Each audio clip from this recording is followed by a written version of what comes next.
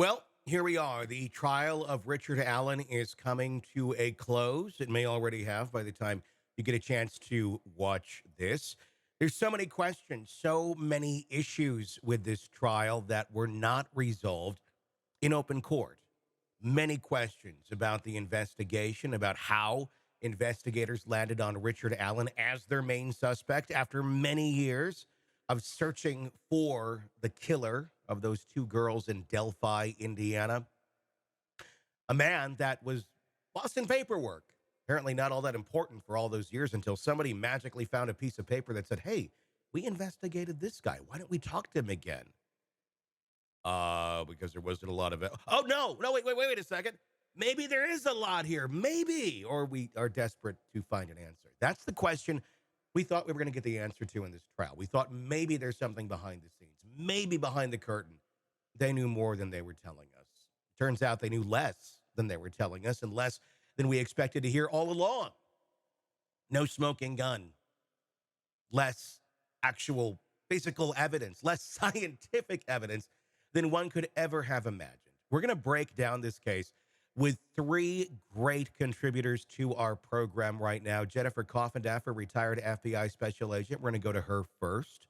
Eric Faddis, defense attorney, former prosecutor, and also Siobhan Scott, psychotherapist and author, to get three different perspectives from the FBI, from a defense attorney and a prosecution standpoint, and also from a psychological standpoint. First, let's go to Jennifer Coffindaffer, retired FBI special agent.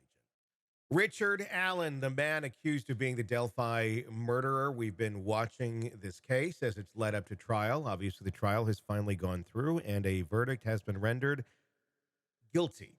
That is what the jury found him. And as we've said from the beginning, this man, if any, has a get a new trial free card. We'll get into that in just a little bit. Joining me to discuss, Robin Dreeke, retired FBI special agent, chief of the Counterintelligence Behavioral Analysis Program.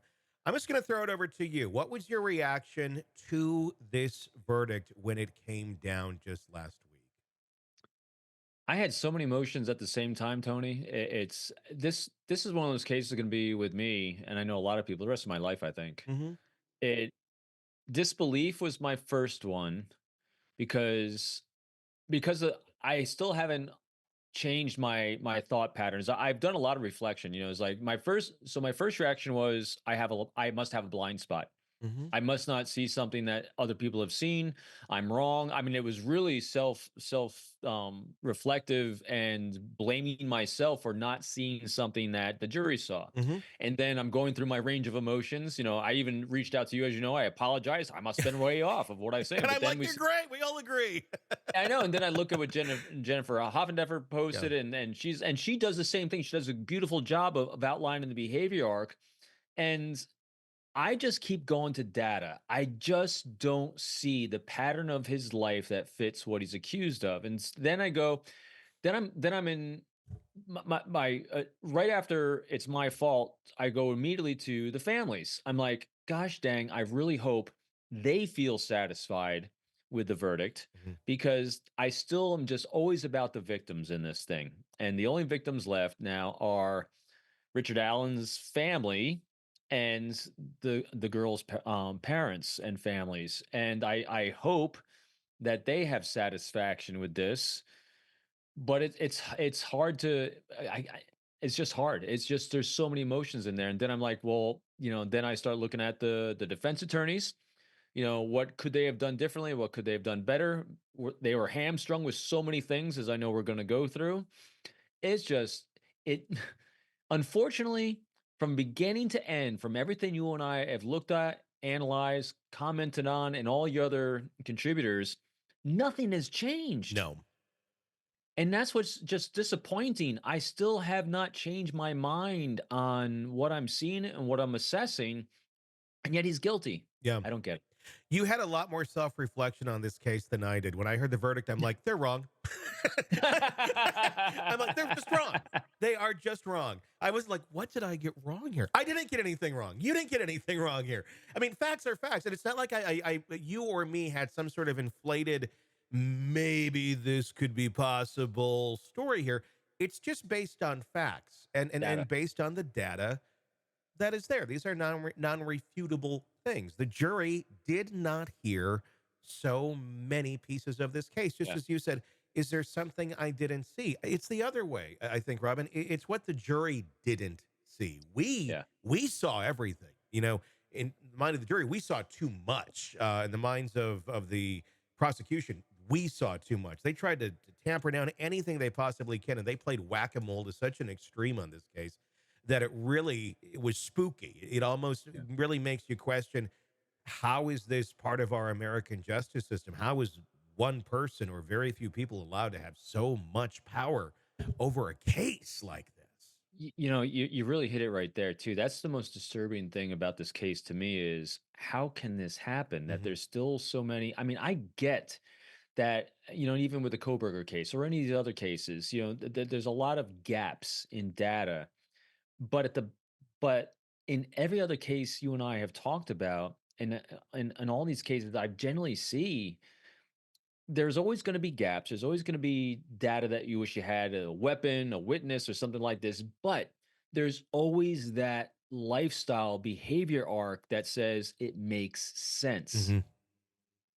And I'm not saying he didn't do it. I'm just saying there's nothing that makes sense that he did it. Yeah. That's what's missing for me, Yeah. and they didn't allow that to come to light for the jury or during this prosecution. So after all my emotions are going around in self-flagellation and blaming, I'm back with you. I don't Yeah. think we're wrong. No. It's not that I think he's innocent or guilty, because I want more data, Yeah. and I'm not seeing it. And until I do, I don't think he's guilty. There I you go. don't think that anyone could render a verdict in a fair manner based on what was presented to the jury. And again, I agree. I can't say he's guilty or innocent, but I certainly can't say he's guilty based on an unspent bullet that was in an area where people are hiking all the time. It is a hunting area. So you do have people that are going to have those in their pocket. You had how many officers wandering around the area as well at the crime scene? It's a very likely possibility a bullet fell from someone other than Richard Allen. And the signs of, it was went through his gun. That's so bunk. I mean, run it through any gun, you're going to get some sort of a marking on it. And then to say it's specifically his without any evidence, mind you, there was no scientific proof that went into this that said, oh, yes, this is why, look, we even have this. Or there was nothing. It was just, this is what we Yeah. think. Same with the guy, the officer that testified, going, that's his voice. Okay, like what did you run it through? What's your testing method? Like what program did you do to identify and get a signature that it is his voice? Nothing. It was just his opinion. It was truly shocking that you can have a judge just say, no, we're not going to let you plead all of these different, very possible, likely theories that even the investigators investigated or stopped investigating for no real great reasons, and not allow that in for your own defense. It's one of those things that's shocking. If you don't know how the court system works in this country, you don't understand that a judge can do this. I didn't understand that until I started diving into true crime. I'm like, really? A judge can just say Yeah. you can't defend yourself using these theories or these arguments? Yeah, it can be done. That's how this case was done, which You- is how we got I to this. know. And just all these, just a handful of the other potential people they were looking at or could have looked at, their behavior arcs fit closer than his. Oh, completely. Even if there's like only one or two data points on them, that's one or two more than we that came to light for Richard Allen. It just Yeah.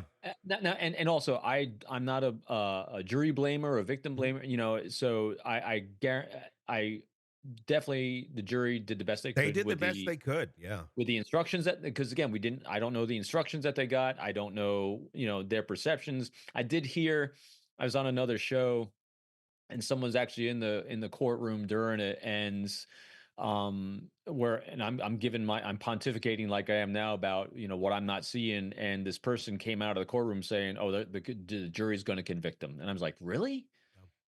So I guess that the tenor in the courtroom was very different than, again, because we're not there, we're not Mhm. experiencing it as they are. And also, I really thought hard about this one too. I think they really wanted and everyone wanted someone to be guilty. Yeah. They want to find, so there can be closure, and I get that. I I just wish they I just wish we all felt better about this. I agree. The scary thing is about a case like Richard Allen and the Delphi murders is that people want answers. Mhm. And that's the families, the neighborhoods, the communities, everybody. They want answers for what happened to these two little girls. There's nothing wrong with that, but oftentimes when we go on the path of trying to find answers, we put the blinders on. We go down this Mhm. path, and we think we know what we're looking for. We try to find that, and in some cases, that leads us in a good direction because sometimes those instincts are correct, but they searched for 5 years for a man and they never found one. And then they go back to old interviews and, oh my gosh, look at this one. We completely dropped the ball. How did we not realize we had this one? And there's really not a whole lot in this interview other than railroading him. Um, but they went back to that and they said, "Oh, well, there's this bullet. We gotta maybe we should connect this." And the rest is really history. Yet there are so many people in this case that you had mentioned earlier were not looked into or was just kind of touched upon. It's shocking, and I'm going to talk about some of these names. And these people, I'm not saying they're the killer or the killers, but I'm saying this is bizarre that there wasn't more of an investigation into this. Yeah, Brad Holder, the avowed Odinist, initially a suspect due to his religious affiliations with Odinism and his proximity to the scene. The defense argued that elements of the crime scene, such as the rune like formations, pointed to the ritual Odinistic killing. It was deemed inadmissible by the court because they didn't want to hear about his involvement. Just inadmissible. There's no Odinism here. You have Elvis Fields, identified by the defense as a person of interest very early on, alleged connections to Odinism, weird statements he gave about the crime scene, and knowledge of specific details that were not publicly available. Yet he wasn't our guy. I believe he even went on social media and even like posted like kind of recreations of the crime scene. But nope, he couldn't have anything. You got Keegan Klein, a convicted child predator who at the time was not a convicted child predator, literally communicating with Liberty German under the username Anthony Shots, talking about meeting up, talking about getting together the day of the murder. Later, he's arrested on child pornography charges and he's serving 40 some years in prison. And then, of course, you also have Ron Logan, the owner of the property, who is now deceased, has a criminal history to him, never charged, and the involvement was also not presented. None of these options were presented to the jury. If you You don't know, have any of that, how are you going to make an educated decision? each one of these people, especially I'm going, was it Patrick Westfall? The That's ones another in one. Yeah. jail, Yeah. Keegan Klein is in jail. Keegan Klein. Look at, just do our own thought experiment here, as we love to do. Mhm. Each one of them, especially that one who's in jail right now for being in communication, for child pornography, how much easier would it have been to prosecute him? Yeah. Even if he has an alibi, who else does he talk to? Who else did he say, "Hey, these girls are going down there today. I know about it. When you want to go?" Because I mean, if they're communicating to their predator buddies, however that works, that could be if he's it's not him. It seems like he's a pretty solid lead. So in my mind, again, I'm not a lawyer, I'm not an expert on that aspect of all these things, but if you have all these potential people that you can reasonably say to yourself, especially this one right here or the other one, that says I could equally prosecute one of these people and have maybe an easier time showing this arc of behavior. And also, if you look at the stats, most of the time, unless they're a vagrant going through the area, like we had in the Rachel Morin case, there is some knowledge and connection between the victim and the murderer. Mhm. And we have that in at least in that one instance. And so what that does, and like you said, what the judge ruled out is reasonable doubt. If it could have been any of these other people, and I'm sitting here saying, well, that fits, that fits, that fits, it fits more than this and this, or at least equally fits, that's reasonable doubt to me. It seems that what was pushed out of the case were all of the reasonable doubt options. Yeah. It wasn't like, here's a fact, this is our killer. Because I don't know if any of these people are, but they all play roles in this universe of what Right. is going on. And the fact that they didn't allow the jury to even hear those names or at least put them into context because they're all players in this it is shocking and in no way I think fair. It's just one of the many, many options that Richard Allen will have here on appeal. Beyond the people that were brought into the case of Richard Allen or the lack thereof, because many of them never known, never made any sort of impact on the jury. It's going to be interesting to hear their reactions now that they're out of that position, if they're going to be kind of shocked by everything they weren't informed of. You have other pieces of evidence that never were heard. The Odinism theory, not touched upon at all. And I was saying towards the end of this trial, did we even need to go to Odinism? Because to me, on the outside, it felt like the defense didn't do a very good job at all. It felt like the prosecution really pointed out all of the weaknesses. And I thought, well, Odinism really doesn't even need to be in there. It couldn't be. The judge wouldn't allow it. Right. But I guess I was wrong. Maybe they did need the Odinism theory. Do you think the Odinism theory would have helped this case or would it have pushed the jurors even further to the side going, that's too fantastical if we didn't have the rest of the context? Y- I think what could have helped is if you remove the label of Odinism and just put like a cult like murder, Mm-hmm. or ritualistic type murder without an inflammatory or weird sounding label on it. You Mm-hmm. just say that, in other words, give it a reason, a motive for committing this murder was ritualistic, Mm-hmm. without giving it a particular label of meaning. I think that probably would have had more traction, just because it sounds better to the ear. I think Yeah. if it's presented more in a pragmatic, scientific way, not science of the supernatural or Odinism, but just Mm-hmm. in a ritualistic kind of cult-like way. Because there's tons of cases that there's cult-like ritual murders and things that Mm-hmm. happened. And I mean, I mean, if you look at it, look at Lori De Belvallo. Mm-hmm. That was a wackadoo religious cult-like murder of her children Yeah. that you didn't give any kind of religious label to. Mm-hmm. And if we had called that, that it was Odinism, it would have sounded a little weirder. Yeah. See what I mean? Yeah. And also, with these other people that had threads, I'll call them little red threads. Richard Allen had one, and they pulled on it. And these other potential people, they had these little red threads too. What they should have done is they should have done a deeper dive to see if they can pull that red thread and see if it dives deeper.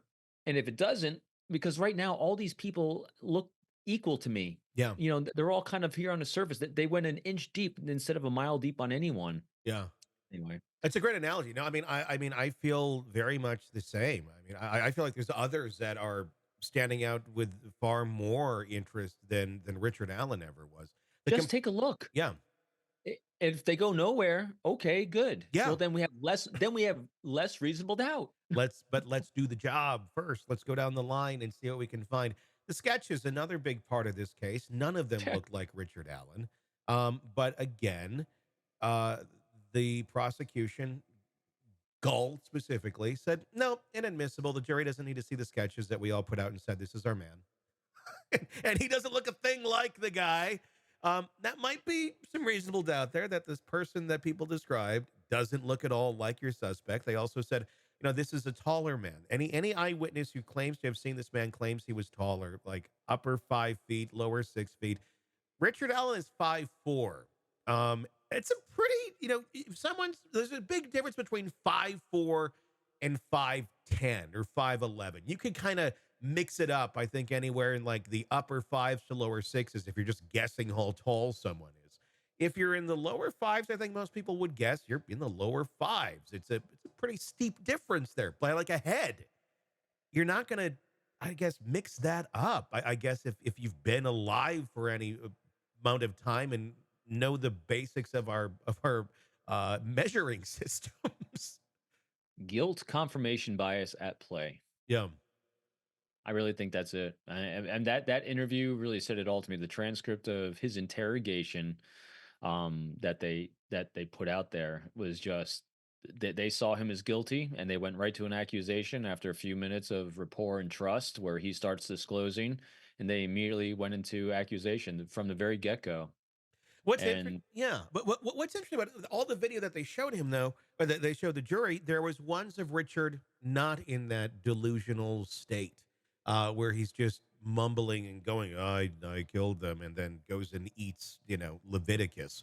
That's what he's been doing. He was eating the Bible. He was eating his own feces. He's running mhm, headfirst into a wall, and they're saying, "Well, see the video. He said he did it here." But where he's coming out of work from CVS and they're talking to him, totally different human being. mhm. One has not had a psychotic break. The other has because they've been in solitary confinement for that long. That's another one that really kind of shocked me. Um, does the general public, do jurors not understand? I mean, just the impacts of what that kind of torture will No. do to someone. I mean, even if it's spelled out for you, does the general public literally think, "Oh, I could stand that. I'm a strong man or I'm a strong woman"? No, you can't. Yeah, so and I mentioned it in your other show too. I'm reading another one too. I'm reading I can't remember. So it's about Raoul Amundsen. This is the greatest adventurer and greatest explorer of the last couple hundred years. This guy is actually the first one to reach the South Pole. Hmm. And I mentioned, the voyage of the Jelka. I can't remember saying it. It's a Belgian ship that got Okay. trapped in the ice pack down there in Yeah. Antarctica. And even back then, the science and understanding of what isolation does to the human being is profound. And I've had people say to me too, well, he got 1 hour of sunshine a day. He got to go out. That doesn't do it. It doesn't do it at all. These people were trapped with each other. There's like 14 of them, and they still had two that became insane, and one committed suicide when they returned, Hmm. and one down there. The effect of isolation on us as a species is profound. We are not genetically and biologically coded to be alone. And when you're put in isolation like that, it does horrible things. But that's why we have all these NASA studies for the travel to Mars. And even before we went to the moon, because it's not about, yes, it's about the distance, about the radiation, all these things. It's about the human isolation and what it does to us. Yeah. And you have to pick very specific people that can actually handle that. And not many can, Yeah. if any. And so when you take someone like Richard Allen, who may be right on the precipice because he's self described as having some psychological issues, he says he's suicidal, where he can function completely fine if all things remain equal. Mhm. But then when you just teeter him over that edge, like you would anyone in that isolation, all the behaviors, and the psychiatrist or psychologist, I can't remember which was, that the defense brought on that talks about the effects of isolation on the brain. They did a great job there. I don't know why they didn't harp on that more, because it has a severe, profound effect on us and our physiology. Just read any history book, read any explorer book where someone's exploring anywhere in the Arctic, in the North Pole or South Pole from around the 17 to 1800 time frame. You will see exactly what I'm talking about. And this is just not, it's just us as a species. Yeah, it's just how we work. It is what it is. I you know, I want these families to, have Yes. closure. I know that's a cliche thing to say. When you Yes. lose your kid, you're never truly going to have closure. But have something that brings some sort of end to this chapter. Just a bookend. The families being satisfied in some way, shape, or form as much as you can after losing your child.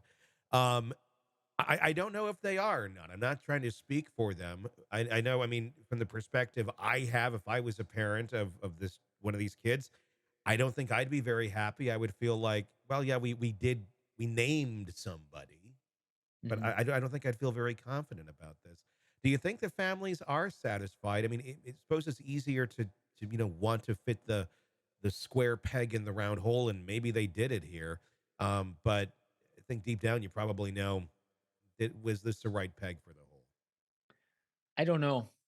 I was on. I had a tail end of listening to someone actually who's friends with the family on another show, and there's a lot of emotion that's going on with everyone on both sides, both Mhm. the Allen family and the victims' families, and it's one of those things I would never. I don't know the answer to that. I don't presume the answer to that. The challenge I would think that they're going to have is the fact that there's going to be an appeal, and so the appeal process to me would not allow them to move forward. Hmm. You know, so I don't know what they need. It's one of those things you just don't know what the families need. Like with all these other cases, I just want them to be satisfied. I Yeah. want justice and I want satisfaction for the victims. And I don't, my gut is, I don't think we're there yet on this. Yeah. One can only hope. What will happen next? It's likely going to go to appeals, and off of the laundry list of things that went wrong in this case, he's. I would be shocked if he does not get an appeal, or at some point. Now that could take a long time. It might not be the first round. They're like, oh yeah, you're good, depending on who it goes to. But if if Scott Peterson, if the Menendez brothers can get a second look at their case, this thing is screaming with inconsistencies that need a second look. It'll be Yeah, fascinating. it'd be interesting to see what's that group coming in for Scott Peterson, The Innocence Project, the Innocence Project. This is ripe for the Innocence Project. There is no doubt. without a doubt.